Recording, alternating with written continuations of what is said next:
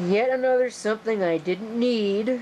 This is a realistic Chronodate 229.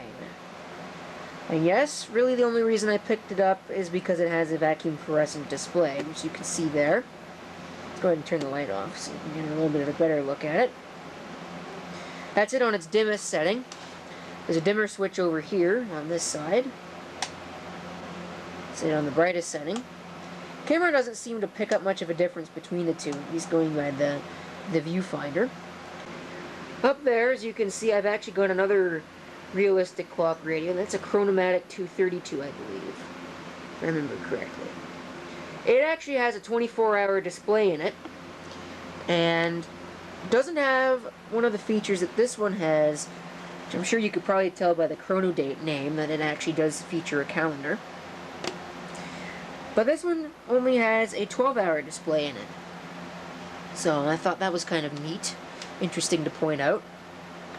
If we go ahead and turn the light off, if you press the snooze button, it will display the date. The date is correct, the time is not. It's most certainly not 2:18 a.m. In fact, the correct date is on your screen right now. There's our alarm set button, time set. There's your sleep timer. Button for setting the minute or the day, an hour or the month. I'm not quite sure how this works here. I'm going to have to figure that out. AM and FM band switch. And the last little bit here on this side is a tuning knob and the volume knob. Let's go ahead and have a little bit of a listen to the radio here. So you can see it come on. It does actually have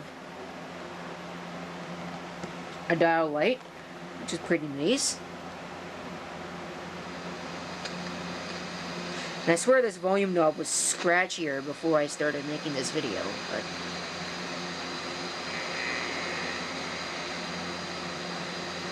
I'd love to know what this interference is.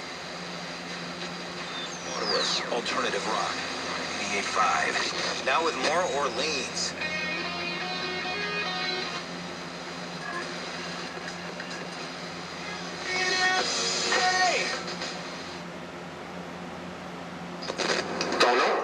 Oh, there we go. Dillo, Tabarone. I was thinking that somebody's programming had gone silent. Things as well as the skills, because anyone who's ever played volleyball. There's more of that interference. La Roma de regular things. My town. Whoa.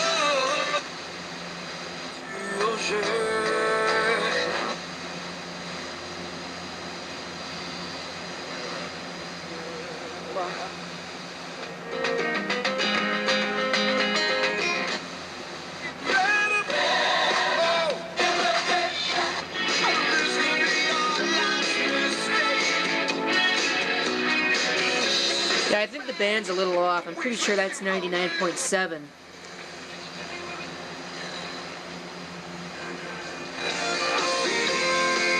That should be 101.1.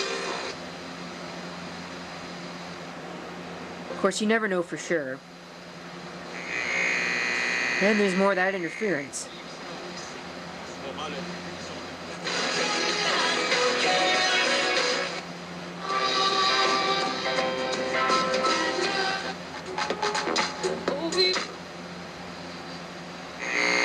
And more of that interference. It's very loud. Let's put it to AM now.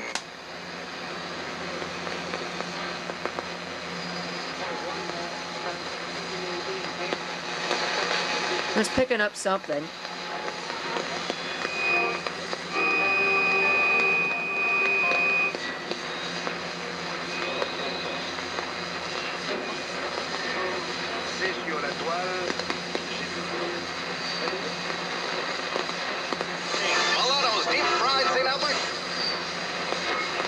Like I said, the band's a little bit off, so that would have been 1310 and this would be 1200.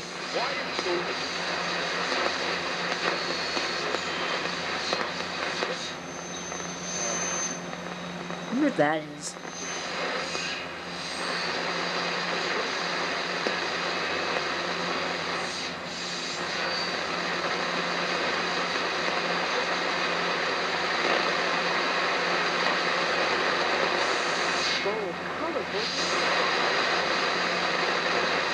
Okay, alright. I believe that's it for the radio. Now let's go ahead and have a listen to the alarm, shall we?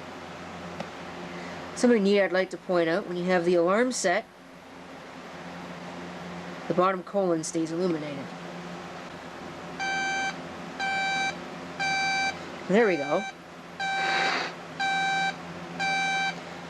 So I guess is what it sounds like. It's not volume adjustable because obviously it turns the radio on. Shut that up. And of course, it's our date once again. Okay. I think that is pretty much going to do it for this particular clock radio. So, thank you for watching. If you have any comments, feel free to leave them down below. And this is CP666 signing off. I hope to see you next time. Till then.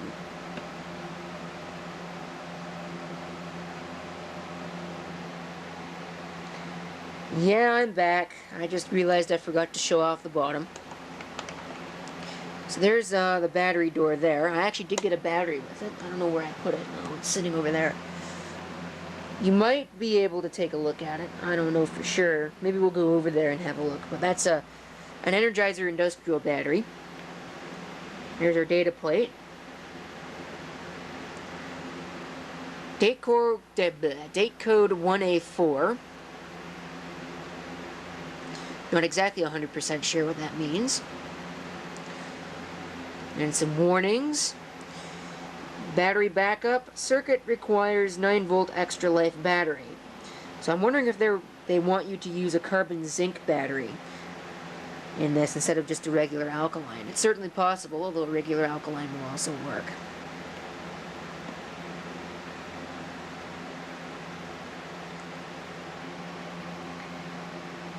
And because I feel the video would not be complete if I didn't show it, there is the battery. There's the expiry date. Or there was the expiry date. Now we lost the focus. Here we go.